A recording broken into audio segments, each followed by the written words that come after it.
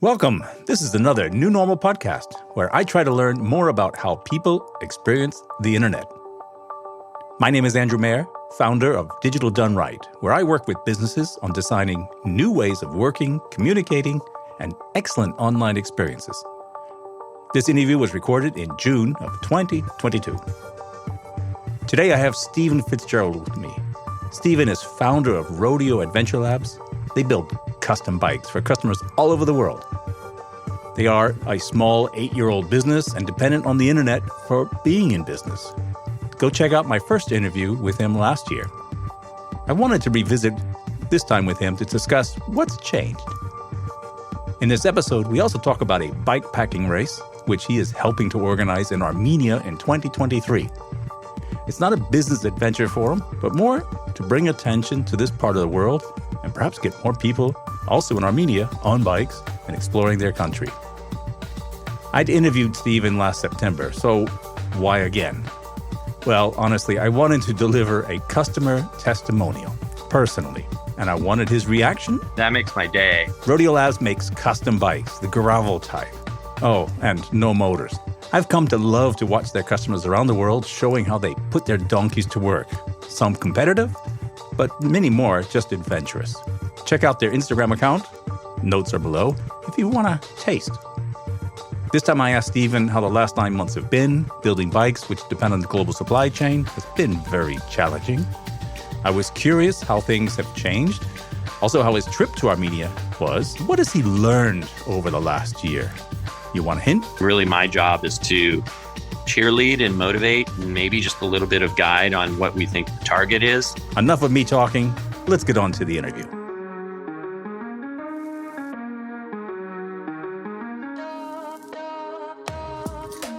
Stephen, we met in September last year. You told me back then that for most of 2021, you said that Rodeo Labs was basically a customer service organization.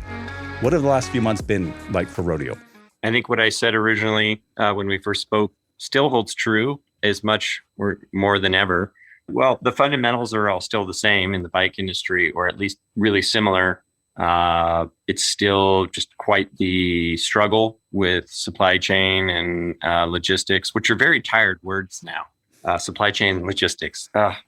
They've almost lost meaning. I've said them so many times. But what's interesting is that there's I think a wider resignation across all sort of business and culture. That's just how it is these days. I think maybe when it was starting to happen, people didn't understand as much. And now we see it in everything from mattresses to refrigerators and cars and even food and baby formula. Everything just seems more difficult now. So I think, people on the customer side understand that more, that the struggle isn't unique to Rodeo Labs. And by and large, there's a tremendous amount of patience. Even if people aren't enjoying it, we've seen a lot of understanding from people. But we do ship bikes. It's important to show people that even though things are difficult and slow and not what we want them to be, and they are not standing still. And we are delivering bikes to people. I mean, many, many bikes a week. And we're trying to stay creative in the middle of that and trying to continue to treat people well. A lot of this has to do with communication. And so I think there's a lot of effort there to show that visually. One of the Instagram posts that I saw, it was a bit earlier this year, was of a picture of a truck somewhere in Asia. And the statement underneath it said, inside it, there are bikes, and they're headed to the airport. Right. And I thought, one, that's a unique shot to post on Instagram. And I wondered, how did you even get that shot? Did your supplier actually get the driver to take a picture or whoever it was? But two, it's like showing a bit of the dirt of what this business is about. And I think that's not a bad thing to share with customers. I think when businesses try to hide as much as they can and put the shine on everything, and particularly in times like this, but I think that's something that I found was unique in what you are doing and what you talked about in our meetup last time, that it was a rough 2020, 2021 were really tough. It's gotten a little bit better. I saw you were even flying bikes out of Asia to the U.S., just trying to speed it up a little bit there. What's the rest of 2022 going to look like for you? I have told many people that I had watched this Churchill movie, but at the time I was watching this movie through my lens of my present situation. And we actually don't lie. But what was interesting about was he had to come to a point where he could tell people the truth about how bad it was, and then just be really honest that it's going to be bad for a while. And before it gets better. And I think we've always kind of been pretty out there about this is just how it is and how bad it is. But I think I've told people internally here at the company that we started making changes last June to improve our situation and to make ourselves less vulnerable to what's going on. But those changes won't pay off. I mean, if you count from when we started, 18 to 24 months. So internally, there's a lot of, it's going to continue to be difficult and sometimes bad, but at least difficult before it gets better. But what's great is that we started that work a year ago now, and we have some time and effort in the bank, and we've already seen some of the results of that. For instance, our fork situation is spectacularly good. We were out of stock on forks basically all of last year. They held up retail sales, they held up bike sales, and now we've done so much work on that. That's the first thing that really is showing the fruit. And our forks are in stock, available. Our QC went up, and we lowered our wholesale prices to builders in order to really double down on getting back and then passing where we used to be when it came to selling forks. So that got better, but bikes will continue to be challenging for, I'm going to say, a couple more months. And then we also made really some big investments in upping our production volume to the degree that we're able. Not in a speculative sort of way, not in a we're going to cash a huge lottery check and the bike industry is going to keep thriving at this level indefinitely, but more on a we need to just invest in being a bike company that you can actually buy something from when you want it. So we're still digging out of the lateness of everything. Things that were due in February still are not here and probably won't be until next month. But when that does end and those production runs do conclude, we're going to be in a good spot for 6 months to a year in terms of if you want to bike for Rodeo Labs, we can sort of guarantee that we can turn it around. And it's funny to see occasionally we'll have, the right size frame for someone in stock and they'll say, can I get a bike? And we'll take a look and say, we can ship you a bike in less than a week. And that isn't super common, but that's where we want to get back to, still be able to build somebody a custom bike, but do it in 1 to 3 weeks instead of 6 months to a year. So I'm not celebrating yet, but I can see, I can project the work that we've done out and, barring calamity, I think that we've done as well as we can trying to adapt and change our game plan to try and survive this better. We met 9 months ago, and everyone listening to this podcast knows what typically can happen within 9 months. And when I visited you back in September last year, I had my assistant, I know he's okay when I say that, coming with me. He actually drove me to your offices there. And he was on the fence of ordering a Rodeo Labs bike even before we came over that day. And he sat I think we were together for an hour and a half in your offices there. And it took him a couple of months until around Christmas, and then he finally made the jump. And one of the reasons he said very quickly after our meetup there is he sat, quietly in the room while I asked the questions, and you gave lots of interesting insight and stories about the Rodeo Labs. He was just completely sold on the company and what's behind it. And I've got a customer testimonial for you, which I know you've just delivered this bike, I believe, 8-9 days ago. And to be fair, it didn't take 9 months. The order, I think, was in January. So he said there's 2 things about their greatness, so Rodeo Labs. They took time to hear about my riding and what I needed for the mountains of Grand County and the rides and things I do around Golden. It was all about getting the gearing right, getting the wheels right, getting the brakes right. Then they listened to my Magritte version. Magritte is a painter from a century and a half ago from Belgium, and they embraced that. This is about the custom paint job design that he had. Some would have just put some blue paint on and a few clouds, but they came up with a great design. And when the blue wasn't quite right, they mixed it up to get the shade just right for me. They never did that before, but they said they would try. This is a great group of people and a great company that wanted to get this right for me. It's been a great bike, and the two wheel sets and their creative paint make it even better. That's from Dave. And I'll put a picture of his bike in the show notes of this podcast, and you can also see it on Rodeo Lab's Instagram and other places on the web as well. So I thought I'd deliver that to you somewhat impersonally through Zoom, but as best as I could this way. That's very cool. I mean, that makes my day. I think I beat myself up. I feel pretty ho-hum about the number of people I feel like we let down, even though they're usually very gracious about it. But sometimes things go well and someone will just say, this was great. And you're just like, you can sit back a little bit and go, okay, yeah, like we do a good job here too. And the team here is really hardworking and really better than they've ever been. It's amazing. So his bike was so interesting because we started it and he said, I want, the inspiration for the way that it looks to come from Marguerite's painter. And he said, it's going to be a bit of a non sequitur. You won't really get it, but can I just have it? And we talked it over and I said, I get it. This is really cool. And I said, we want to keep the cost down, so we should paint it with liquid paint. And this is a little bit nerdy, but it's interesting to see how we got there. And liquid paint is exactly what you would expect. It's shiny and beautiful and glossy. So we were going to paint his bike sky blue, and then we were going to put these cloud vinyl decals on it, which kept the cost down and get the look. And it was very flexible. And then our painter is so backlogged here in Denver that, the bike sat unmoving in that paint line for a long time. And, Dave would check in. He was always super nice about it.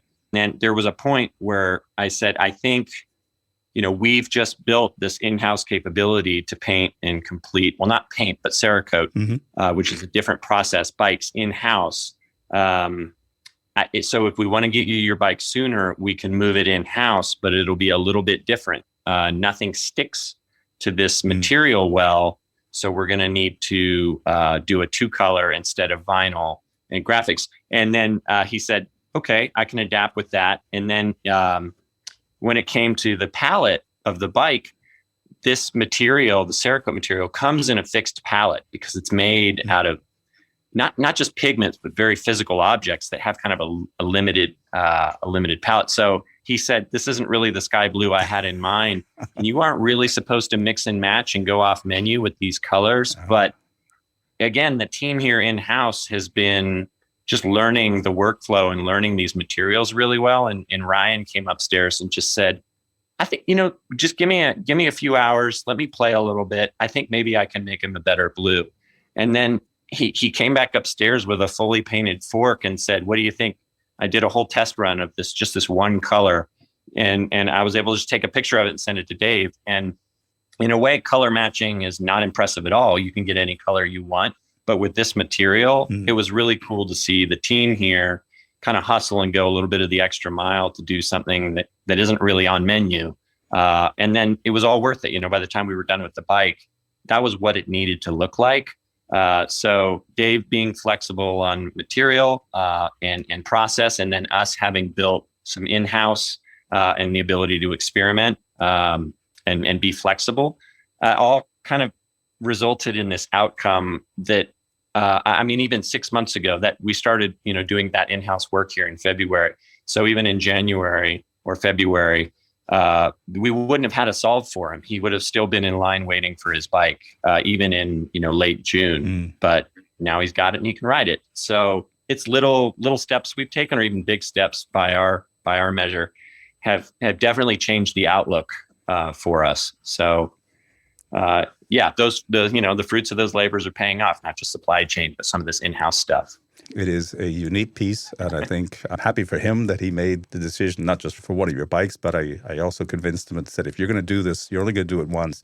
Get the paint job you've always wanted and ride it and show everybody that you've got your pony or your donkey here and just enjoy it. So I thought it was worth. He sent that to me via Facebook Messenger over the weekend, and I know he's just been having epic rides over the last week. Oh, cool! It's good to hear that it's being ridden as well. Don't want to make just showpieces. It's cool that he's taking it out there. When we met in September, you were just getting ready to head off on a trip in a part of the world I've never been to Armenia. And before we started the interview today, you said you're probably heading back over there relatively soon. You can read about the tour on the blog post on the journal on the Radio Labs website. Again, I'll put a link in the description below. But I just wanted to ask you, how was that trip? It is really cool to go to a place that you're pretty ignorant about. I mean, myself included. In the beginning, just didn't know where it exactly was on a map. Now, boy, do I have it memorized. But, and there are other places I've done that a little bit with. I mean, when I went to Morocco, just really had no concept of me ever being physically in that place. And then you go and it's just a world away from everything that's familiar. We had just studied it via maps so exhaustively, and we plotted a course with almost no local knowledge, just drew a line based on satellite and maps, and then went and tried to write it. And then just to let the country happen to you when you're doing that, going in almost not blind, but almost blind, was just an amazing experience. Shepherds and people have been up in these mountains, sort of building trails and roads for just longer than I can even count. So when you get there and you look at a map, you realize you can sort of just go anywhere you want in the country, and you can almost sort of find a road or a trail there. And when you go there on a bike, it's very difficult riding because it's all mountains, but it's also pretty much paradise, because if you're on a mountain and you look over at the other mountain, you can probably see a road up it. And then you can go over there, and that wanderlust or the curiosity to explore there, you can just ride yourself until you're sort of dizzy. And then it's just a kind place. The hospitality, the people, and the experiences that we got to have, the people that we met there were wonderful. So at the end of it, part of the goal was to kind of explore and see whether or not it was worth putting on an event there. And at the end of it, we said, well, yeah, absolutely. Or at least I said, absolutely. I would just like to introduce more people to this place and these people. We get into thematic ruts on everybody goes here and rides this mountain in, France or, Italy or whatever, because they're amazing. But we need to kind of look up from that and look at other places and say, this place has just as much merit, or if you're an adventure cyclist, probably more merit in a lot of ways. So let's put a new option out there, a new theme out there, and try and feature a new place. So I guess we're kind of championing the place. It's not a commercial endeavor. We're forming a race, but the race is actually owned in Armenia locally, and Rodeo Labs is sort of working with 3 people and then even a little bit larger team on the ground to organize an event. We were going to do it this year, but we decided to move it to next year so that people had more time to plan and register without. It's daunting. It's 1,200 kilometer race. So, but the idea will be to create a self-sustaining race there that invites people to come and just discover that as a place to ride or tour or race. And then it will benefit, the economic activity that surrounds a race can really benefit, I would say, anywhere between 4 and 10, local people in terms of occupation and sort of a beneficial income.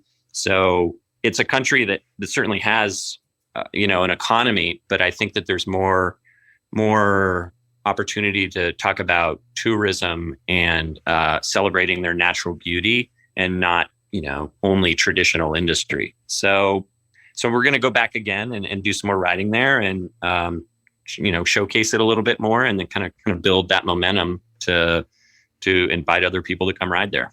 If anyone's curious, then just follow Rodeo Labs on Instagram or the other social places you can find them, or check them out on the website there. I'm sure there'll be plenty of posts and photos coming out of it. It's just epic. It's beautiful. And I think giving back to communities that don't have all of the advantages and tools sometimes we all take for granted is a very worthy thing. And I think your participants to your event will probably need a few months as well to figure out the maps on where this country is and how to get there. It does have its own website. Okay. It's just called Ascend Armenia.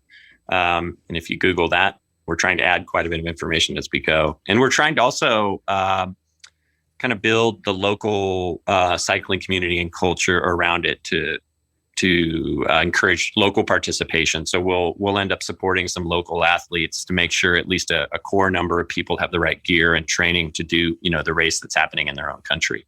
It shouldn't just be people flying in or driving in or training in. It should be people that already live there. Mm-hmm. So, yeah.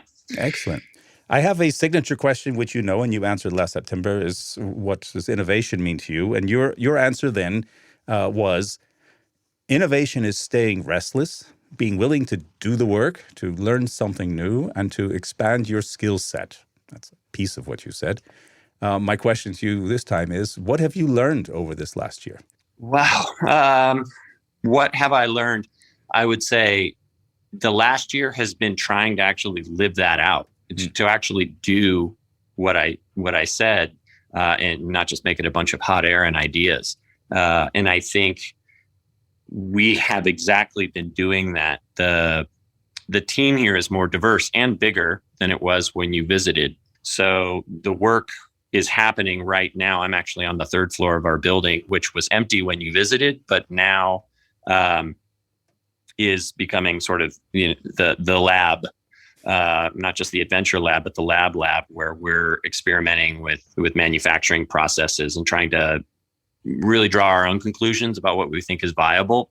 And I sort of drop in on these meetings in these teams, but what's interesting about it is that they're in a way being run without me. And I think part of this innovation is me letting go of trying to be a do-all and building a team of other people who are smarter and better than me, and letting them learn and build their own skills and come up with their own solutions. And really my job is just to, I guess, cheerlead and motivate, and maybe just a little bit of guide on what we think the target is, and then build towards that. So the current theme is try and actually do it instead of just talking. And I'm excited to actually be able to say we actually are doing that in a way that we have never done in our 8-year history. So this is the real maturing of the Rodeo Labs. And I think that's the lesson I take away from having spoken to you now 9 months later. And I appreciate you taking your time out, Stephen, to talk with me again. I hope next time to come actually visit you again in the labs there and see what you guys are putting together, and see if I can bring somebody else along with me that might order another bike. That would be fun. I would love to show you and say, look what we made, look what we did since we last talked. Yeah, lovely. Well, thank you. And hopefully someone will follow you, because even if you're not into the type of biking that you guys are excited about, it's just a fun lifestyle. And I think that's something more and more people need to see and experience, and know that people are doing this and enjoying time out in nature. Go out and ride a bike. Thank you, Andrew. All right. Talk soon. Have a good one.